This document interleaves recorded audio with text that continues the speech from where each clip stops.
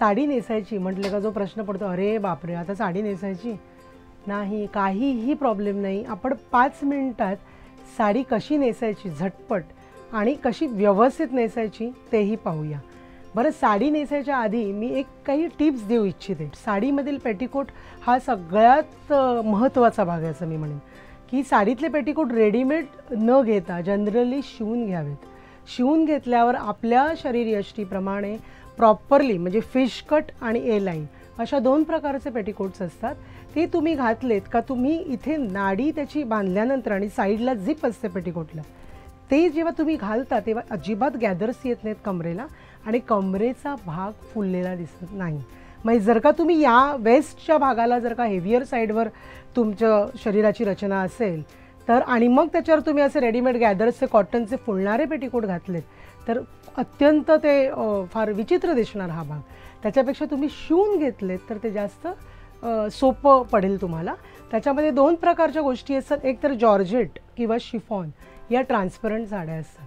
Transparent साड्यांमध्ये नेहमी तुम्ही ब्लाऊज घालताना आणि पेटिकोट घालताना लक्षपूर्वक याच्याकडे आपल्याला ही गोष्ट अक्षरशः अशी लक्षात घ्यायची की ब्लाउजेस घालताना बॅक ओपन ब्लाऊज घालायचा का फ्रंट ओपन हा एक प्रश्न येतो. झिरझिरीत साडीमुळे ट्रान्सपरन्सीप्रमाणे इथे तुम्ही फ्रंट ओपन ब्लाउजेस घातलेत तर तुमचे हुक्स आणि हे ओपनिंग फ्रंटचं दिसतं. त्यामुळे तुम्ही बॅक ओपनचे ब्लाऊज घालू शकता किंवा साईडला झिप्स. पण झिप्स पण हल्ली खूप प्रॅक्टिकल नसतं की पटकन मी ब्लाऊज घातला आणि झटकन, पण त्याची कोणाला कोणती मदत तुम्हाला घ्यायलाच लागते. त्यामुळे आम्ही शक्यतोवर आजकाल आम्ही बॅक बटन्सचेच ब्लाऊज सजेस्ट करतो आणि लोकांना ते फार कन्व्हिनियंट होतात. आणि पेटिकोटमध्ये असं म्हणाल तर बिझी फॅब्रिक वापरलं जातं. त्याच्यामुळे काय होतं आणि खाली पेटिकोट्सना आम्ही कॅनव्हास देतो. त्याच्यामुळे चालताना तुम्हाला अजिबात 2 पायांच्या आतमध्ये अडकल्यासारखं होत नाही आणि तुम्ही सुटसुटीत ते पेटिकोट घालून त्याच्यावर साडी ड्रेप करून अत्यंत छान प्रकारे वावरू शकतात. तर आपण आता पाहूया की साडी 5 मिनिटात कशी झटपट नेसली जाते ती.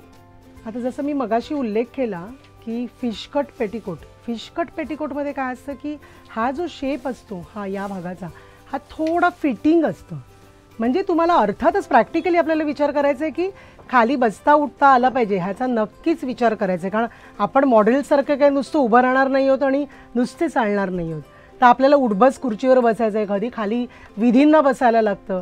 तर अशा वेळेला ते तशा प्रकारचे पेटिकोट्स आम्ही त्या पद्धतीने देतो की त्याचा शेपही तुमचा इथूनचा नेसल्यानंतर साडी अत्यंत छान आणि आकुंचित दिसतो. खूप ब्रॉड शेप दिसत नाही हिप्स साईडचा.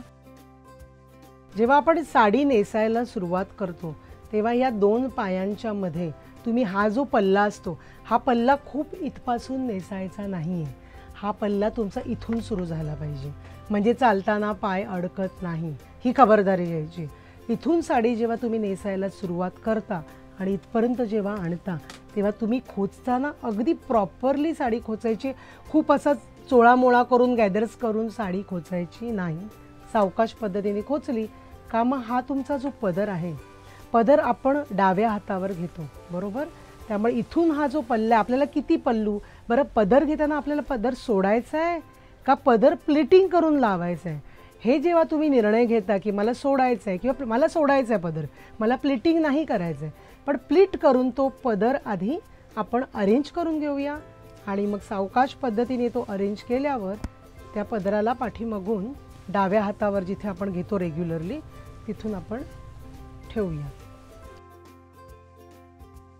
आता साडीची उंची हा पण एक महत्त्वाचा भाग आहे. कारण कधी कधी काय असतं की आता आपल्याला कुठे समारंभाला जायचं आहे का ऑफिसला जायचं आहे, मग त्याप्रमाणे आपल्याला साडीची उंची ठरवायची. फुटवेअरप्रमाणे उंची ठरते साडीची. तर तुम्ही हाय हिल्स घालणार तर त्याप्रमाणे साडी त्या पद्धतीने तुम्हाला खोचायला लागते. नाहीतर कधी कधी बायका साडी नेसताना काय होतं की प्लिटिंग करताना आतला जो पल्ला असतो तो सगळा बाहेर दिसत असतो आणि लोळत असतो, ते अत्यंत वाईट दिसतं. तर तो एक भाग आपल्याला अर्थातच लक्षात घ्यायचा आहे. आता इथे एक टेम्पररी आपण लेंथ पल्लूची ॲडजस्ट केलेली आहे की मला प्लिटिंग करून बाबा हा पल्लू लावायचा आहे आणि तिथे आपण ब्लाऊजला एक पिनअप करताना आपण ब्लाऊजला तुमच्या कन्व्हिनियन्सनी पिनअप करायचं आहे. एवढ्या पाठी जाऊन पिनअप नाही केलं तरी चालेल, शोल्डरच्या इकडे टेम्पररी पिन लावली तरी चालणार आहे.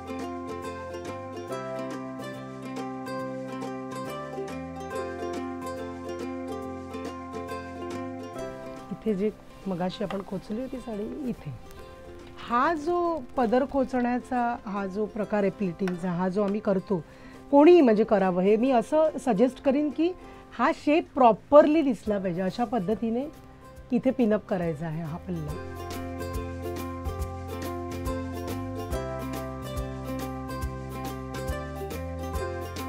आणि जसा हा पदर आपण आता बघितलात, पाहिलात की हा प्लिट करून पदर लावलाय.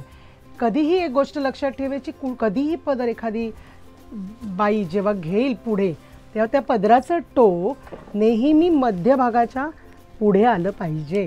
हे सगळ्यात महत्त्वाचं. कधी तो पदर असा नसता कामा, तो असा आला पाहिजे. म्हणजे तुमची पदराची पण उंची ही परफेक्ट आहे. ही जी घेतली आपण ती इथे. आता आपण प्लिट्स करूया.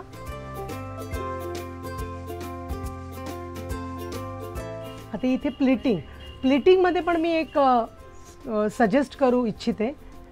कधी कधी काही लोकांना असा काहीतरी समज असतो की माझ्या साडीच्या 8 प्लिट्स झाल्या तर किती सुंदर. बिलकुल नाही. एवढे 8-10 प्लिट्स घेऊन तुमची उंची नसेल आणि शरीरयष्टी पण जर का कमी असेल आणि इथे जर का तुम्ही जास्त प्लिट्स घेतला तर किती पोंगा दिसणार इकडे पुढच्या भागावर, तर ते दिसायला अत्यंत वाईट दिसतं. त्यामुळे माझ्या हिशोबाने 6 ते 8 प्लिट्स साडीला पुरेशा आहेत.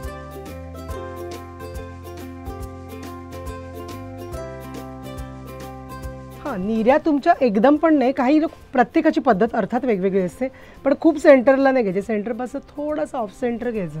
म्हणजे इथे बरोबर पोटाच्या ठिकाणी खूप फुललेला भाग जसा मगाशी मी उल्लेख केला तसं दिसत नाही. आणि हा जो प्रकार असतो हा प्रॉपरली ॲडजस्ट करायचा.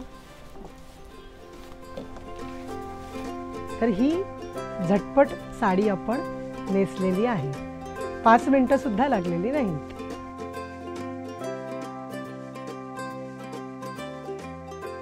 पदर सोडायचा असेल, समजा प्लिटिंग नको असेल, तर अशा वेळेला तुमच्या ज्या पदराची जी लेंथ आहे ती ॲडजस्ट करायची साडी नेसतानाच.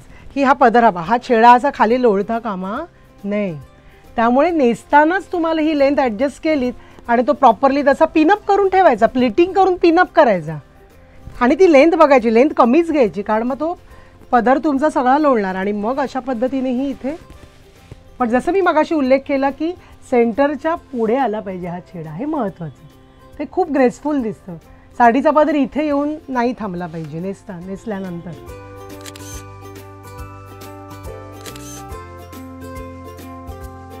भेटूया आता अशाच वेगवेगळ्या भागांमध्ये छान छान आयडियाज आणि तुमच्यासाठी मस्त मस्त फॅशनेबल आणि फॅशनच्या वेगवेगळ्या गोष्टी घेऊन. बाय.